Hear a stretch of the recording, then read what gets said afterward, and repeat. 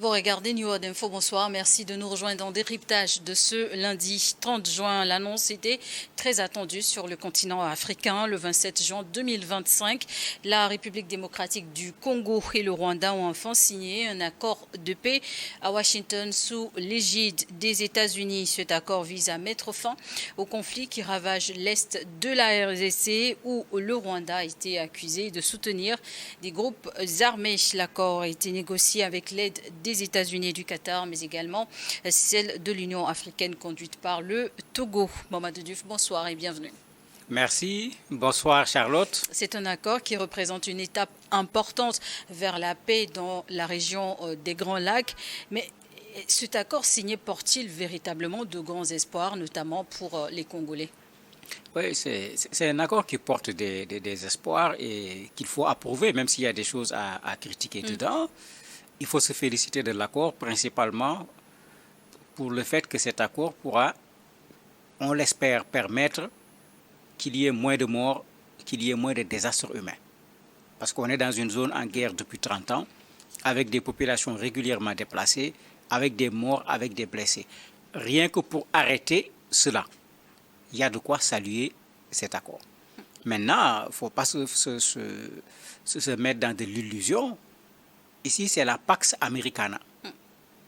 Trump est intéressé par des ressources. Il veut que la zone soit sécurisée pour qu'on puisse exploiter les ressources. Il veut que le trajet entre cette zone et Kigali soit sécurisé pour qu'on puisse exporter ces ressources. Quand vous regardez, fondamentalement, c'est ça qui intéressait Donald Trump, il l'a obtenu.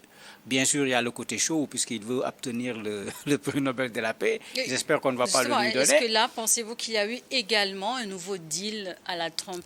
Il n'y a pas de pensée, il est clair que c'est un deal. Puisque même moi, la signature du Rwanda me pose problème. Le Rwanda dit, je ne suis pas en RDC. Je ne soutiens pas le M23. Mais comment quelqu'un qui n'est pas un belligérant vient signer un accord de paix? Quand on parle d'accord de paix, c'est qu'il y a deux personnes qui se battaient au moins. Comment tu signes un accord de paix alors que tu dis que tu es belligérant? Ton accord de paix se fonde sur quoi? En fait, c'est Trump qui a fait pression sur les deux pays pour pouvoir venir exploiter les ressources parce que les Américains sont extrêmement en retard au niveau des ressources minières de la RDC par rapport à la Chine. Il est en train de vouloir rattraper le retard des Américains. C'est pourquoi, regardez, c'est le M23 officiellement qui se bat, qui est certes soutenu par le Rwanda. On signe un accord où les combattants eux-mêmes ne font pas partie de la signature. Mais c'est du Trump. Justement, on a noté, ce sont les ministres des Affaires étrangères des deux pays concernés qui ont participé donc à la signature de cet accord. Mais quels sont les engagements pris de part et d'autre? Il faut rappeler d'abord que Trump avait annoncé les deux présidents. On se rappelle bien ce qu'on nous disait. On disait qu'il y a les accords qui sont négociés. C'est les deux présidents qui vont venir signer. Les deux présidents ne sont pas venus signer. Finalement, il a annoncé qu'il pourrait recevoir les deux présidents courant le mois de juillet prochain. Oui, il veut se rattraper. C'est lui qui avait dit que c'est les deux présidents qui vont signer. La signature, on a bien vu ces deux ministres des Affaires étrangères. Ça montre déjà qu'on n'a pas résolu le problème parce qu'un président qui se respecte ne va pas signer la moitié, le quart ou le cinquième d'un accord. Quand il part signer, c'est quand il y a un accord qui permet après d'être sûr qu'on a signé, c'est terminé une bonne fois pour toutes. Et ce n'est pas du tout le cas avec cet accord-là. Au niveau du contenu, on a une sorte de remake de ce qu'avait fait l'Union africaine à partir de l'Angola, puisque les principaux éléments avec l'Union africaine, c'était le respect de l'intégrité territoriale de la RDC. Cela est contenu dans l'accord. C'était un cessez-le-feu. Bon, ici, on parle de cessation des hostilités, il n'y a pas de différence. C'était le désengagement concernant surtout les soldats les hommes armés du M23, qui sous-entend en même temps les hommes armés également du FDLR, puisque le Rwanda veut que ces gens-là également soient désarmés. Après ce désarmement, il y a l'intégration, comme ça se fait d'habitude, certainement d'une partie parmi eux au niveau de l'armée régulière. Mais là, il y a de quoi s'arrêter un peu. Il ne faut pas oublier que pendant la guerre, vous avez des soldats et des chefs de troupes de la RDC qui ont déserté pour aller rejoindre la rébellion. Est-ce que ces gens vont être réintégrés dans l'armée? Parce qu'on dit tout le temps, le mot, c'est très facile à dire, mais la réalité, c'est autre chose. Le dernier élément, qui est l'élément qui intéressait véritablement les Américains et le président Trump en particulier, c'est ce qu'on appelle ce cadre d'intégration régionale, qui a plutôt un caractère économique qu'un caractère de paix, qui va pouvoir permettre aux Américains de venir exploiter les ressources et de pouvoir les faire passer par Kigali, parce que c'est la voie la plus proche pour pouvoir exploiter ces ressources. Ben, c'est là-bas qu'on a un peu prévu qu'on implique un peu l'Union africaine, ce qui veut dire que l'accord a été signé, c'est vrai, le Qatar a joué un rôle, mais l'Union africaine n'a pas véritablement joué un grand rôle dans cet accord. Vous le rappeliez, au départ, Donald Trump avait annoncé la signature de cet accord par les deux présidents, Félix Tshisekedi et son homologue rwandais, Paul Kagame. Finalement, un nouveau rendez-vous est pris pour le mois de juillet prochain. Cet accord du 27 juin signé par les ministres des Affaires étrangères des deux pays est une première signature de toute une série, ou est-ce que c'est finalement l'unique accord qui va permettre de sortir de la crise? Non, ça ne sera pas l'unique accord, puisqu'il y a la médiation du Qatar qui est actuellement au point mort. Et c'est là où on règle la question du M23, puisque le président Tshisekedi avait finalement accepté qu'il y ait une négociation directe avec le M23. Cette négociation directe entre la RDC et le M23 se passe au niveau du Qatar. Et là-bas, il y a eu 2 rounds, absolument rien n'est sorti, tout est bloqué. Il faut le dire clairement. Maintenant, il y a la médiation de l'Église catholique et de l'Église protestante au niveau de la RDC, qui pour moi est la bonne médiation. Parce que si vous regardez, ici, on a éparpillé la médiation. Union africaine ici, États-Unis là-bas, Qatar là-bas, la France même se présente comme facilitatrice dans cette affaire-là. C'est les églises qui ont pris véritablement en compte le problème. Et il y a un danger dans cet accord. Cet accord ne concerne qu'une partie de la RDC, c'est-à-dire l'Est du pays de la RDC. Cet accord ne concerne que le M23. Cet accord ne concerne pas les ADF. Cet accord ne concerne pas toute la centaine de groupements armés qui se trouvent dans ce pays, qui parfois sont en coalition entre eux, parfois avec le M23, parfois avec le gouvernement. Est-ce qu'il reste encore des équations liées à la réconciliation nationale à résoudre? Mais il y a de grosses équations à résoudre. Regardez, je ne sais pas si vous avez vu la réaction de Kabila. Kabila dit comment on peut signer des accords avec des gens qui ne sont pas concernés. C'est-à-dire quand on fait la lecture de ce que Kabila dit, Kabila se rapproche de plus en plus de Kigali, parce que Kabila est en train de dire que Kigali n'est pas concerné par le conflit. C'est-à-dire la thèse de Kigali est la bonne, c'est un conflit entre la RDC et le M23, ça ne regarde pas Kigali. Pourquoi Kigali va aller signer des accords? Mais quand vous regardez la réaction d'une bonne partie également des Congolais, les gens se disent mais ils ne comprennent rien du tout dans cette affaire. Mais qui est à l'origine des problèmes actuellement?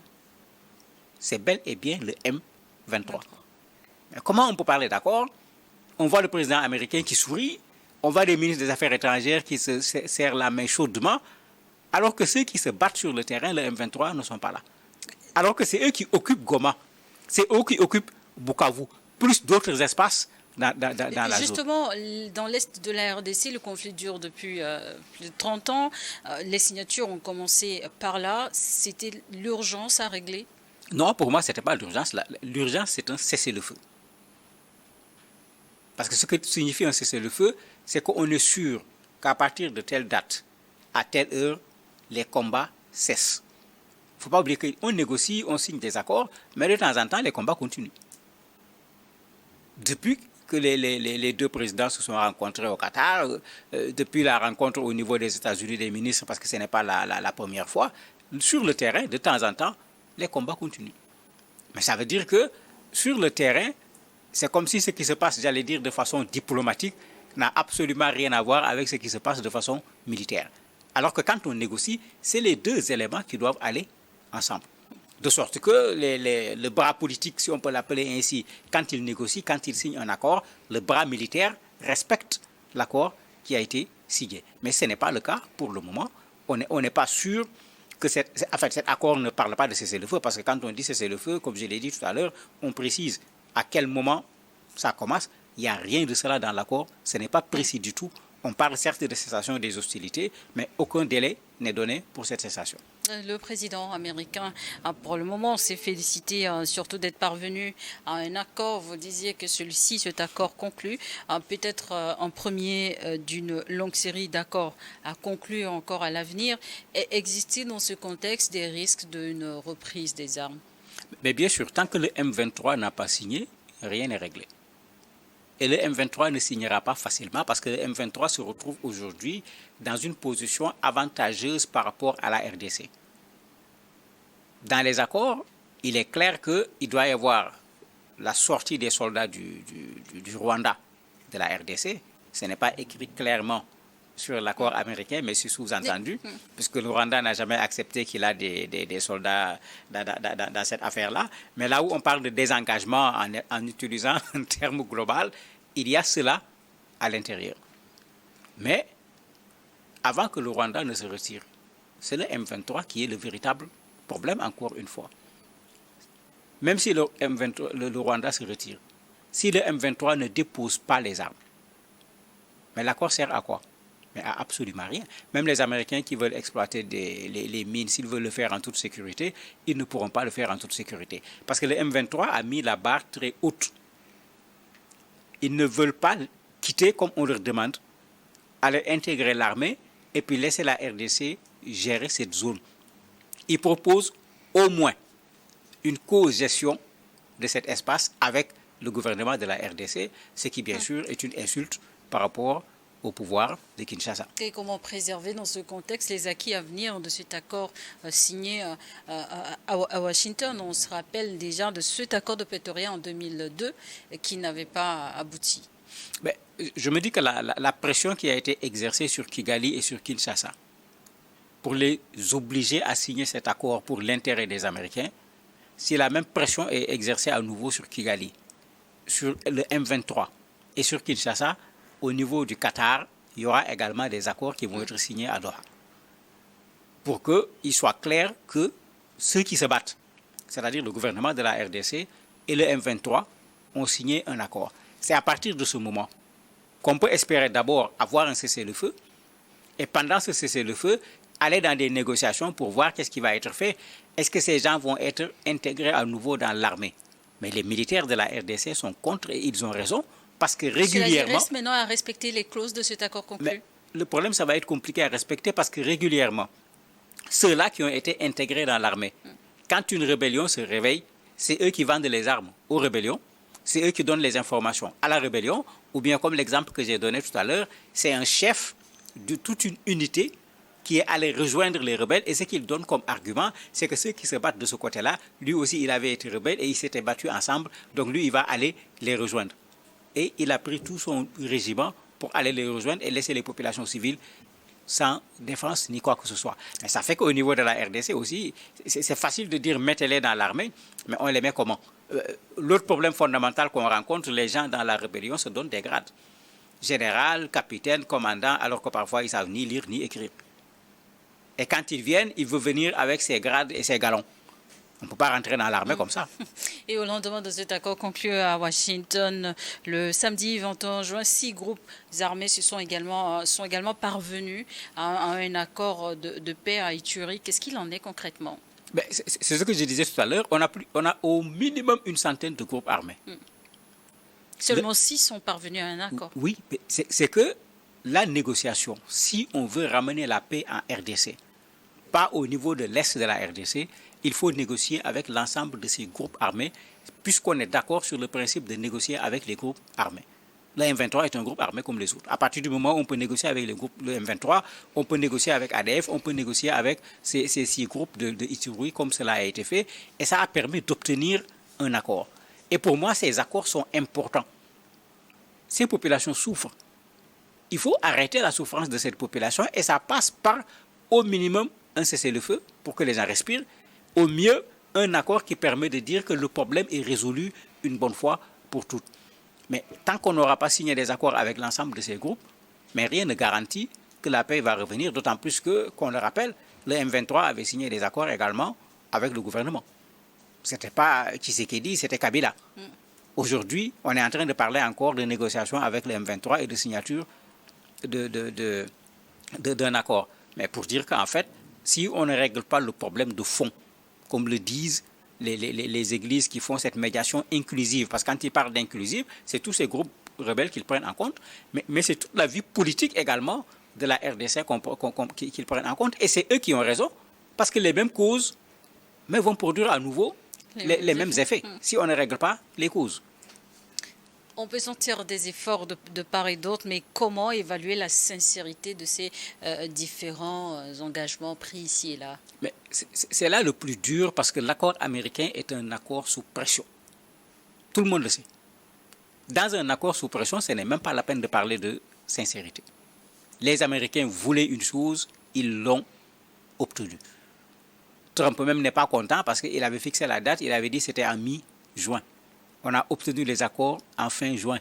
Il avait dit les deux présidents, c'était plutôt les deux ministres des Affaires étrangères. Il n'est pas véritablement satisfait, il se contente de ça. C'est pourquoi il veut se rattraper avec une autre rencontre où il va recevoir les deux présidents. C'est pour dire simplement qu'on ne peut pas parler ici de sincérité. Parce que la sincérité suppose que ceux de la RDC s'asseyent avec ceux du Rwanda, avec le M23, avec les autres groupes rebelles, qu'on s'entende pour ramener définitivement la paix en RDC. Ça ne va pas être facile, mais il vaut mieux passer par ces difficultés, avoir une paix définitive qu'avoir une paix temporaire, ou après le M23, je ne sais pas, c'est peut-être le M25 qui va surgir pour créer encore une autre rébellion. Et quelles peuvent être les prochaines étapes après cette signature? La première étape, c'est Doha, parce que aujourd'hui, c'est clair que le Rwanda, la RDC sont en train de remettre les choses en place. Le Rwanda soutenait le M23. Il faudrait nécessairement que le M23, sous la pression du Rwanda, sous la menace du Rwanda, parce que dans les accords, quand on parle de désengagement, c'est un désengagement physique, c'est-à-dire les soldats, les militaires rwandais et le matériel militaire. Parce que c'est ça qui était dans les accords qu'on voulait signer au niveau de l'Angola et qui n'avait pas abouti. Et c'est ça qui est repris ici indirectement. Si cela n'existe pas, mais il est clair qu'il va falloir retourner encore vers des négociations. Et ça, les populations en ont marre. Il y a eu combien de fois des négociations et on n'a pas eu la paix qui était attendue, mais surtout la paix que ces populations méritent après 30 années d'incertitude, de violence, de mort. Ces populations en ont véritablement assez. Et pour conclure, comment la classe politique congolaise a-t-elle réagi face à cette nouvelle étape franchie dans la résolution du conflit? Je parlais tantôt de Kabila qui dénonce, parce que bon, lui, de plus en plus, il faut le ranger également tous du les côté regards sont tournés aujourd'hui sur Kabila. Qui... Ouais, mais sa position semble épouser les éléments de langage du Rwanda. Et il met en évidence le fait que le M23, en fait, il ne le dit pas en les citant, mais il dit qu'il y a une partie qui n'est pas concernée, et il parle du Rwanda qui vient participer à la signature. Il y a une partie qui n'est pas là. Il veut parler bien sûr du M23, puisque aujourd'hui c'est clair que s'il n'est pas avec eux, il n'est pas loin d'eux. Vous avez plusieurs autres acteurs de la société civile et autres qui disent OK, puisque ça peut permettre de ramener déjà la paix, ce qui est quand même une chose qui n'est pas négligeable, mais attention, cet accord laisse beaucoup de zones d'ombre. Parce que même dans l'accord, il y a des zones d'ombre. Il y a des choses qui ne sont pas précisées d'ici. Je parlais tout à l'heure de cessation des hostilités. Rien n'est dit là-dessus. Le désengagement, comment ça va se faire? Rien n'est dit là-dessus. Sans compter que vous avez les autres groupes qui sont là. Rien n'a été dit là-dessus. Le M23 n'a pas signé. Donc, les gens, sur le principe, acceptent l'accord, mais les gens ne sont pas dupes. Ils se rendent compte que cet accord ne règle pas encore la totalité du problème. Merci, Mohamed Diouf, d'avoir accepté répondre à nos questions. Merci à vous également de nous avoir suivis dans Décryptage du jour.